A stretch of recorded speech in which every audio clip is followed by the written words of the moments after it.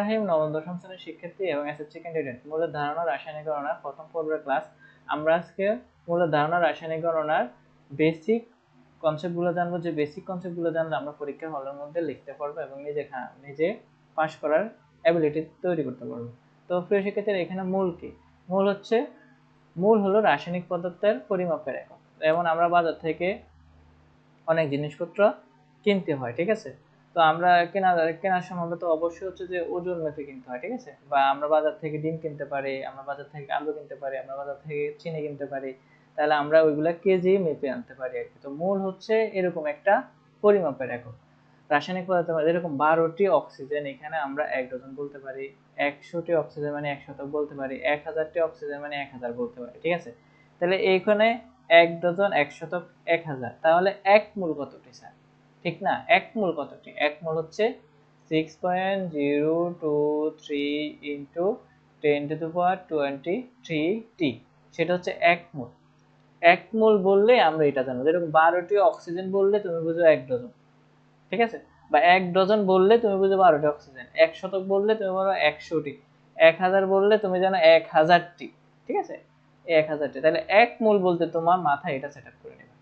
যেরকম আমি তোমার যদি বললাম 1 ডজন কলা, তাহলে তুমি মনে করবে 12টি কলা, ঠিক না?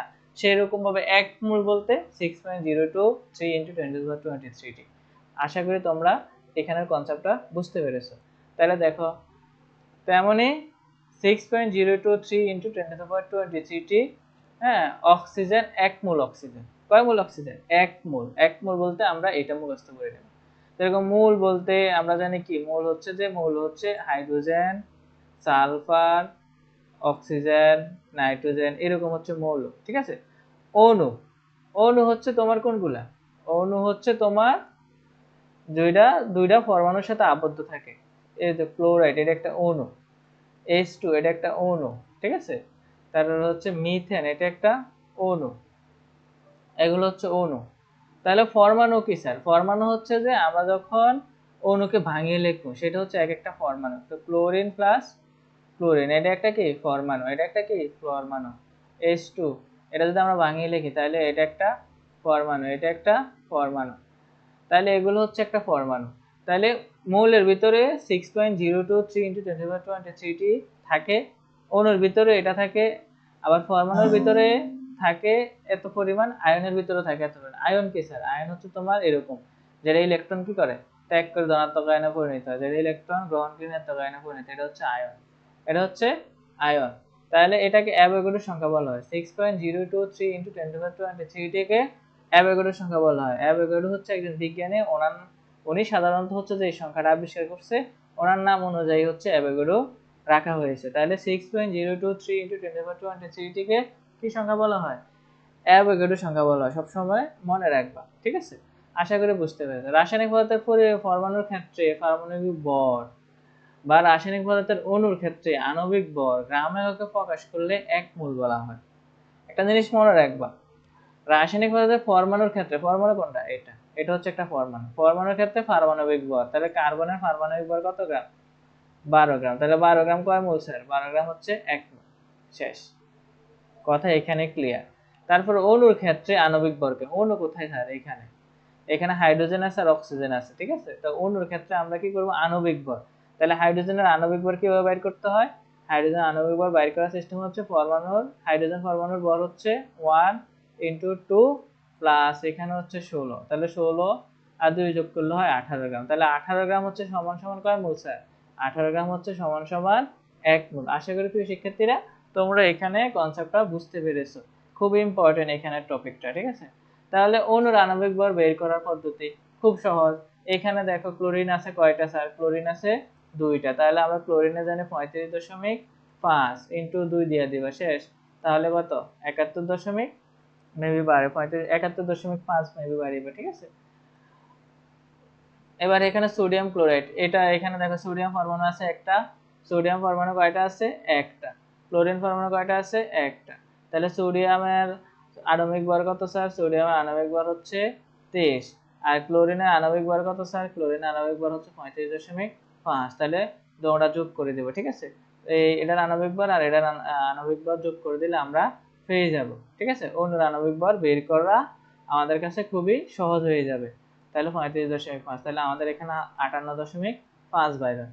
তাহলে এইখানে দেখো কপার, সালফিউরিক, 5 অণু পানি, এটা খুবই ইম্পর্টেন্ট। এটার আণবিক ভর কিভাবে বের করে দেখো। কপার আছে এখানে কয়টি স্যার?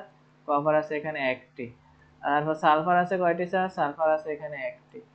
তারপরে অক্সিজেন আছে কয়টি স্যার? এখানে দেখো এখানে 4টা। এখানে 5 দ্বারা এই অক্সিজেনের গুণ দিতে হবে, ঠিক আছে? তাহলে এখানে 4টা, এখানে 5টা, তাহলে 4 এর 5 9টি অক্সিজেন। কয়টি অক্সিজেন?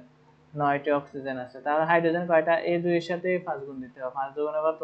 10টি হাইড্রোজেন আছে সমান 10টি। তাহলে আমরা বের করে ফেললাম কপার কয়টি, সালফার কয়টি, অক্সিজেন কয়টি, হাইড্রোজেন কয়টি। আর আমরা কপারের আণবিক ভর জানি, এটা হচ্ছে 63.5, ঠিক আছে? তারপর প্লাস দিবা। সালফারের আণবিক ভর জানি, সালফার হচ্ছে কত? 32। আর এবার প্লাস দিবা। অক্সিজেন জানি 16, তাহলে অক্সিজেন আছে কয়টি স্যার? অক্সিজেন আছে 9টি, 9 লিখবা। তারপরে আবার প্লাস দিবা। হাইড্রোজেন জানি 1, হাইড্রোজেন আছে কয়টি স্যার? হাইড্রোজেন আছে 10টি, 10 লিখবা, গুণ দিয়ে দিবা। তারপর যদি আমরা হিসাব করি আমাদের মেবি মানটা বাইর হবে 249.5, 249.5। তাহলে 249.5 কয় মোল স্যার? 249.5 হচ্ছে 1 মোল। আর 1 মোল কতটি অ্যাভোগাড্রো সংখ্যা? 6.023 ইন্টু 10⁻23টি। সেটি হচ্ছে আমাদের এখানে কাঙ্ক্ষিত ফলাফল। তার পরবর্তীতে আমাদের কাজ হচ্ছে স্যার, এই যে দেখো একটা সমস্যা, একটি পানির অণুর ভর কত? একটি পানির H2O অণুর ভর কত? তাহলে ভর আমাদেরকে বাইর করতে হবে কত গ্রাম একটির মধ্যে। আমরা জানি মানে 1 মোলের মধ্যে থাকে 6.023 ইন্টু 10⁻23টি। তাহলে এই 6.023 ইন্টু 10⁻23টির মধ্যে কত গ্রাম, এই মানে একটির মধ্যে কত গ্রাম ভর আছে? তাহলে এখানে H2 আমরা জানি 18 গ্রাম, 18 গ্রাম সমান 1 মোল। আর 1 মোলে আমরা এতটি পানি আছে, অণু আছে, ঠিক আছে? তাহলে এই অ্যাভোগাড্রো 6.023 ইন্টু 10⁻23টির মধ্যে H2 অণুর ভর কত গ্রাম? 18 গ্রাম না? এটা ঐকিক নিয়ম, ছোটবেলায় করছি। একটি পানির অণুর ভর, তাহলে এই 6.023 ইন্টু 10⁻23 এটা কি হয়ে যাবে? এটা ভাগ হয়ে যাবে, 18 সাথে ভাগ দিলে আমাদের মানটা বাইরে হবে এটা, ঠিক আছে? ক্যালকুলেটরে সার্চ দিলে পেয়ে যাবে। আশা করি বুঝতে পেরেছো, এখানে সব সমস্যা হওয়ার কথা না। তো সেম ভাবে আবার 1 গ্রাম সালফিউরিক কতগুলো সালফিউরিক অণু আছে? তাহলে এখানে 1 গ্রামের বাইর করতে বলছে, অণু আছে কতটি বের করতে হচ্ছে, কতগুলো সালফিউরিক অণু আছে। তাহলে 1 মোল আমরা জানি কত? সালফিউরিক অ্যাসিড 98 গ্রাম, ঠিক না? আমরা সালফিউরিক অ্যাসিডটা হিসাব করে দেখো, 1 ইন্টু 2 সালফার হচ্ছে তোমার 32, আর প্লাস হচ্ছে 16 ইন্টু 4। তাহলে এটা যদি আমরা পুরোটা হিসাব করি 4 16 66 66 আর 32 হচ্ছে তোমার কত? 6 3 6 96, 96 দিয়ে যোগ করলে 98, শেষ। 98 গ্রাম মোট ভর। তাহলে মোট ভর 98 গ্রাম, তাইলে এখানে 1 মোল। আর 1 মোল সমান এতগুলো অ্যাভোগাড্রো সংখ্যা, ঠিক আছে? তাহলে 98 গ্রামে এতটি অ্যাভোগাড্রো সংখ্যা, মানে এতটি অণু থাকে। 98 গ্রামে 1 মোল অণু থাকে। তাহলে 1 গ্রামের মধ্যে অণু থাকবে কয়টি? 98 দ্বারা এটা ভাগ দিলে আমাদের 6.14 ইন্টু 10⁻21টি সালফিউরিক কি আছে? অণু আছে 1 গ্রামের মধ্যে। আশা করি শিক্ষার্থীরা এটাও তোমাদের কনসেপ্টটা ক্লিয়ার হয়েছে, এখানেও তোমাদের বুঝতে অসুবিধা হয়নি।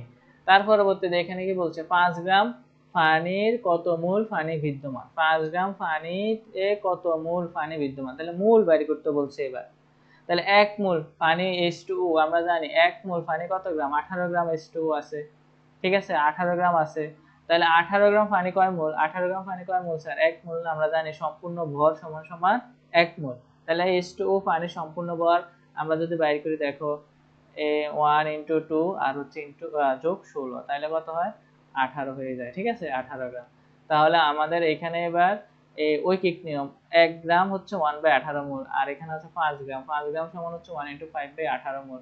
তাহলে এটা যদি আমরা ভাগ করি তাহলে 0.277 মোল বাইর হয়। সেটা হচ্ছে আমাদের কাঙ্ক্ষিত অ্যান্সার। তো প্রিয় শিক্ষার্থীরা, প্রথম পর্ব ক্লাসটি যদি ভালো থাকে তাহলে অবশ্যই লাইক করবে, কমেন্ট করবে এবং শেয়ার করে দেবা, এবং দ্বিতীয় পর্ব ক্লাস দেখার অপেক্ষা থাকবা। তো সবাই সুস্থ ভালো থাকবা। আল্লাহ হাফেজ।